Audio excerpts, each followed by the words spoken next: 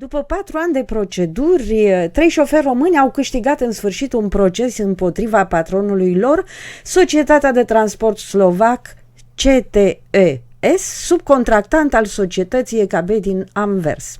Vă spuneam acest lucru și pe rețelele de socializare. Acum câteva zile ați comentat îndelung acest post, dar astăzi, alături de noi, avem în studio două persoane care ne vor vorbi despre această situație. Despre societatea slovacă, trebuie să spunem că va rambursa o sumă totală de 260.000 de euro, ce reprezintă salariile, indemnizațiile, banii de vacanță, prime de sfârșit de an și prime de concediere care nu au fost plătite. Cât despre șoferi, ei lucrau 60-80 de ore pe săptămână pentru un salariu net de 400 de euro și o indemnizație pentru cheltuieli. Dormeau în fiecare noapte în camion, în weekend aveau acces la o baracă cu un duș, o canapea, scaune, o masă, un televizor vechi, un congelator și un rășou cu gaz. Deoarece nu erau în regulă cu securitatea socială, 2 șoferi au trebuit chiar să plătească cheltuielile medicale foarte mari pentru ei și pentru copiii lor. Pentru sindicatul CSC Transcom era foarte important ca societatea EKB să plătească ea și nu falsul subcontractant CTS. De fapt, societatea CTS nu era decât o societate pe hârtie, cu ajutorul căreia EKB putea evita baremurile salariale belgiene și contribuțiile la securitatea socială. Societatea nu avea nicio activitate, de altfel în Slovacia, șoferii români nu cunoșteau niciun cuvânt slovac, nu fuseseră niciodată la firmă în Bratislava și adresa acesteia era aceeași ca la 10 de alte societăți false existente. Între timp, nu se știe însă dacă se va putea recupera suma despre care vorbeam de 260.000 de euro. De teama unei condamnări, societatea EKB s-a declarat falimentară încă din 2013 și astăzi are un alt nume legal. Cum vă spuneam, în studioul Radio TV Artis i-am invitat pe domnul Jeff Vanov de la Axidorp în România și pe domnul Roberto Parilo, care este președintele tuturor organizațiilor sindicale de transport rutier și responsabilul general cu transportul rutier și logistic al sindicatului CSC. Bonjour monsieur, soyez les bienvenus pour la première fois dans le studio de Radio TV Artis. Bonjour. Jeff, bien sûr, tu connais très bien Artis, la maison culturelle belgo-roumaine, et aussi tu connaissais Radio TV Artis. C'est pour cela que tu nous as envoyé un email en nous demandant de faire public et de diffuser largement ce qui s'est passé. Pourquoi est-ce que vous vous êtes engagé dans ce type d'activité? Oui, comme Axidorp en Roumanie, en Flandre, nous rencontrons beaucoup de gens de la Roumanie et de plus en plus nous les rencontrons dans la Flandre.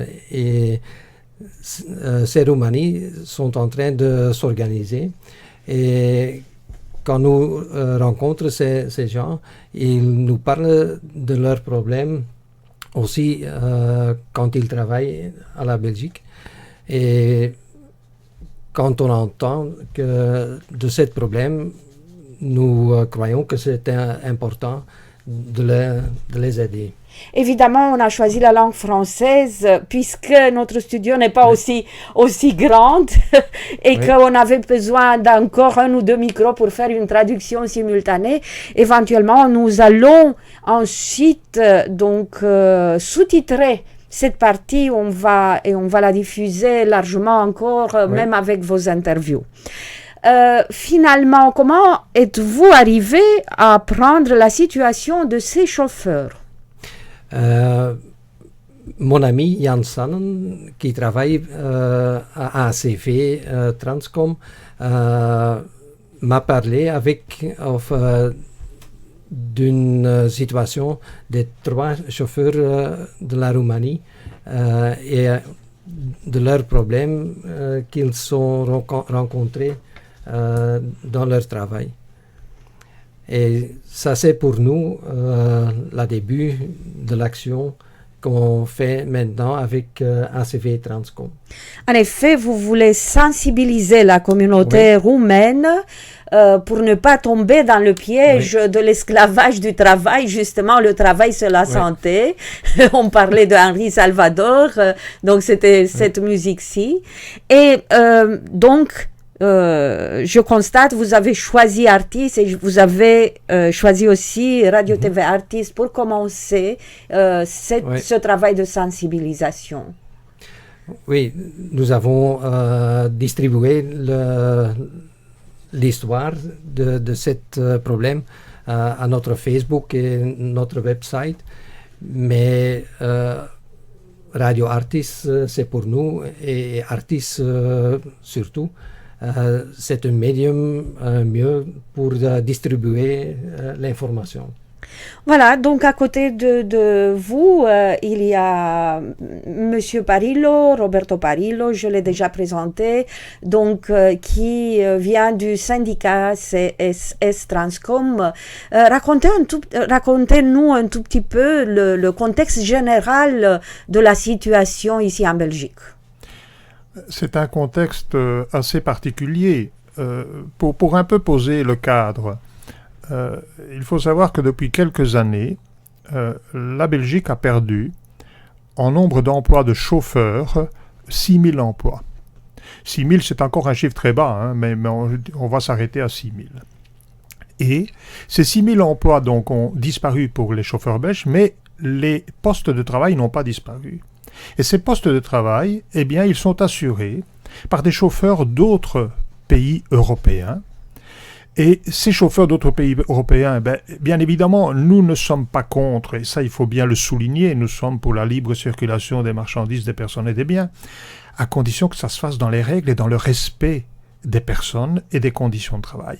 Or, ce que nous constatons, et c'est le cas emblématique ici, nous constatons que des milliers de chauffeurs sont vraiment considérés comme des esclaves. Ils sont considérés comme des moins que rien. Et ces entreprises, en grande partie, je dirais, d'entreprises belges, ouvrent des sociétés dans d'autres pays européens. Vous avez cité, c'est le cas ici, Bratislava ou d'autres pays, ou même le Portugal. Et à partir de là, font venir travailler en Belgique, ou à partir de la Belgique, ces chauffeurs, qu'ils sont en grande majorité roumains et polonais. Bien sûr qu'il y en a d'autres. Et voilà un peu le contexte. Ces personnes sont exploitées de manière scandaleuse et indigne d'un pays, je dirais, d'une Europe qui se veut une Europe sociale, solidaire, ouverte, respectant les droits de l'homme. Est-ce que donc le métier de chauffeur est un métier en pénurie? Donc les chauffeurs qui viennent ici travailler sont tout à fait... on en a besoin de ces chauffeurs? Oui, on pourrait avoir besoin de chauffeurs, encore que depuis la crise de 2008, cette pénurie se vérifie de moins en moins pour l'instant. Mais de toute façon, je dirais, c'est un métier, entre guillemets, d'avenir. Pourquoi? Parce que la pyramide des âges s'est inversée et donc d'ici quelques années, un grand nombre de chauffeurs vont partir à la retraite. Donc nous avons besoin de chauffeurs, bien évidemment. Mais de la même manière qu'en Belgique, en France ou dans d'autres pays, on a besoin de chauffeurs, on a besoin de chauffeurs qui travaillent dans les conditions qui sont les conditions, je dirais, dictées par les lois belges, les règlements, les directives européennes. Or, ce n'est pas le cas pour un grand nombre, malheureusement, de chauffeurs.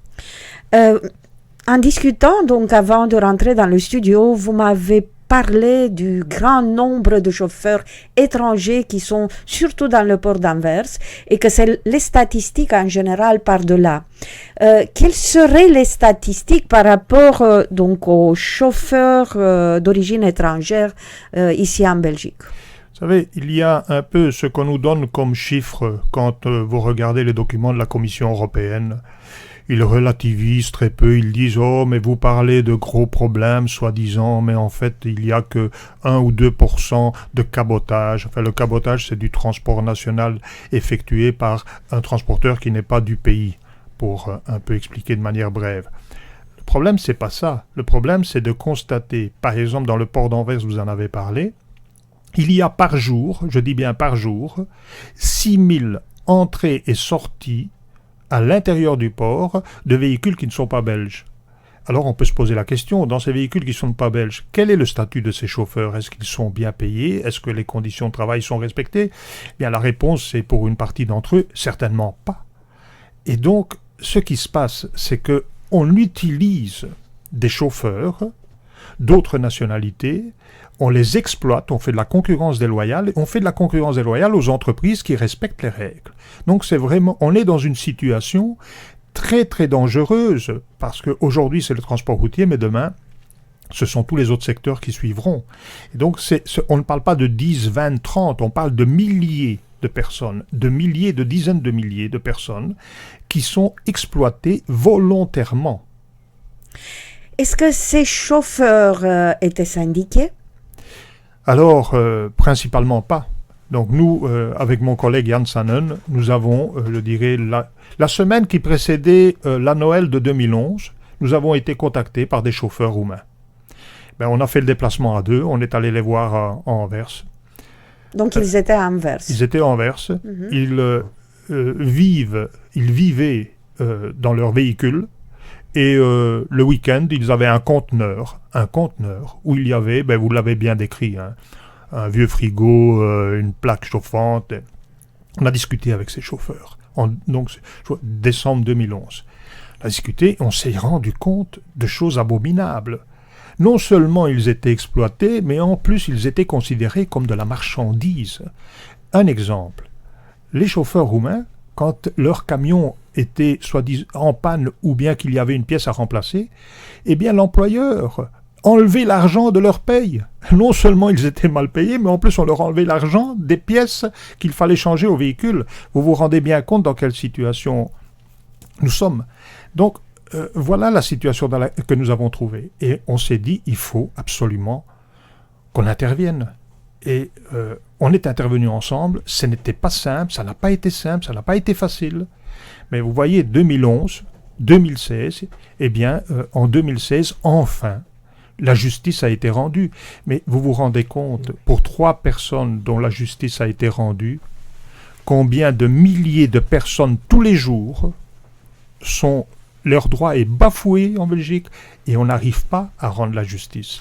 Donc ce que nous avons, nous, à la CC Transcom, ce que nous revendiquons, c'est que de mesures radicales soient prises pour que justice soit rendue tous les jours et qu'il ne faille pas attendre 6 ans ou 5 ans ou 4 ans pour qu'enfin on puisse rendre la justice. D'autant plus que l'entreprise, en voyant un peu les choses arriver, s'est mise en faillite en 2013 et donc ces chauffeurs aujourd'hui, ben, on doit regarder maintenant comment faire pour essayer de récupérer de l'argent, pour leur donner une partie de leur dû. Parce que vous vous rendez compte, pour 2 ans, pour 3 chauffeurs, c'est 260 000 €.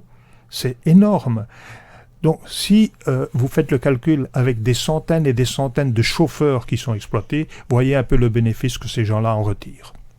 Et où sont ces chauffeurs maintenant? Qu'est-ce qu'ils font? Vous savez, ces chauffeurs, si vous entre guillemets, promenez maintenant dans certains parkings ou dans certaines cours de certaines entreprises, vous verrez ces chauffeurs dans leur véhicule. Ils vont passer comme d'habitude leur week-end dans leur véhicule, loin de leur famille, loin de leurs enfants, loin, je dirais, de cette responsabilité qu'ils devraient assumer, qu'ils veulent assumer, mais qu'ils ne peuvent pas assumer de père ou de mari. Et donc voilà, ça c'est la situation familiale. Est-ce qu'ils sont conscients de ce qui leur est arrivé? Est-ce qu'ils étaient conscients qu'ils étaient exploités? Bien évidemment. Alors, petite anecdote, quand avec Jan Sannen nous avons rencontré les Roumains, qu'est-ce qu'ils nous ont dit?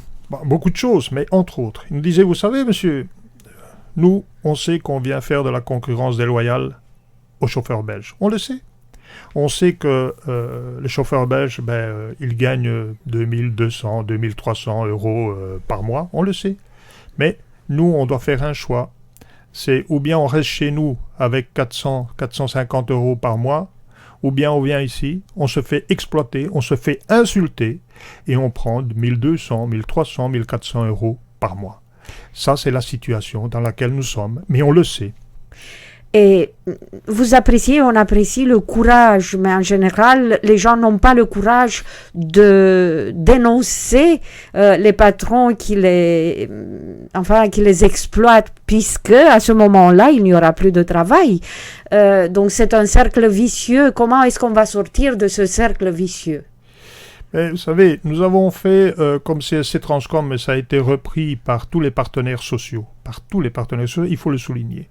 Donc nous avons fait une proposition, je ne vais pas rentrer dans les détails, mais il y a une législation européenne qui doit être transposée avant le 18 juin 2016. Donc c'est pour bientôt. Nous avons fait une proposition qui a été, je le répète, co-signée par tous les partenaires sociaux et portée par les ministres responsables. C'est d'appliquer de manière collective, pas individuelle, puisque individuel, voilà le résultat, il faut chaque fois aller devant un tribunal.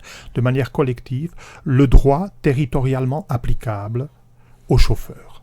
Alors si on l'applique de manière collective, ça veut dire quoi? Ça veut dire qu'il y aura des contrôles, des inspections, des sanctions, de manière collective. Il ne faudra plus attendre qu'un chauffeur courageux, ou 2 ou 3, aille trouver une organisation syndicale ou à l'auditorat du travail et attendent 6 ans, mais en ayant perdu leur travail bien évidemment tout de suite, pour que au moins justice soit rendue, encore que justice, en sachant que l'employeur est en faillite, c'est une justice, je dirais... à moitié. Ah oui, absolument. Absolument. En tout cas, nous vous remercions pour votre engagement vis-à-vis de cette situation et pour l'engagement vis-à-vis de ces gens qui sont démunis du point de vue langue, du point de vue travail, du point de vue situation de vie, parce qu'ils vivent loin de leur famille, loin de leur pays, et qui viennent vivre un peu mieux dans un autre pays. Espérons que l'Union européenne va prendre des mesures et qu'on va bientôt avoir ce système de paiement qui est égal et qui correspond au pays où l'on travaille et pas au pays d'où l'on vient. Donc, c'est très important ça, oui. et donc je crois que ces choses vont bientôt changer. Moi, je voulais aussi vous remercier, je dirais comme radio, télévision, Artis. Mais vraiment vous remercier parce que nous avons besoin de faire passer le message. Nous avons besoin de faire comprendre. Aussi, vous avez parlé de l'Europe, mais aussi de faire comprendre aux dirigeants roumains qu'il est de leur intérêt de défendre leurs citoyens. Parce que parfois on ne comprend pas très bien certaines attitudes de certains dirigeants qui pensent que cette situation est tout à fait normale. Elle n'est pas normale. Le premier devoir d'un dirigeant d'un pays, c'est de défendre ses citoyens. Et défendre ses citoyens, c'est faire respecter les règles qui existent. Merci en tout cas. Merci aussi, Jeff, pour nous avoir apporté à notre connaissance ce genre de situation. On est vraiment très intéressés et on vous attend chaque fois quand vous avez quelque chose à communiquer à la communauté roumaine. Et évidemment, si vous voulez aussi faire des rencontres, nous sommes disponibles ici chez Artis. Merci. On vous remercie. Merci à et une bonne soirée. Merci. Ascultă Radio Artis. Un milion de cuvinte, inima nu ne simte, o găsișare, mă poate duce acum până la soare. Radio Artis. Lângă tine stau, cu tine-s mai frumoase nopțile, în ochii tăi răsare soarele. Radio Artis, mai aproape de noi, mai aproape de România.